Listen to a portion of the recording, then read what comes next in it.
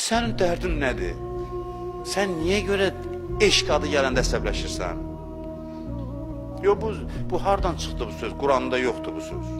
Elə bir ki, bütün sözlər Quranda olmalıdır, bütün sözlər. Quranda deyir, bu söz yoxdur.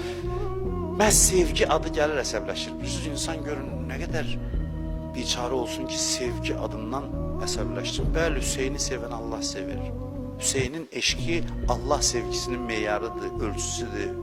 Sevginin o qədər gücü var ki, heç nə qarşısında dayana bilmir. Həmişə din düşmənləri dinin o sevgi hissəsinə hədəf alırlar. Düşünməmisiniz bu barədə? Hansı şeylərdə ki sevgi var, onu hədəf alırlar. Çünki sevgi onları tərk-silah edir.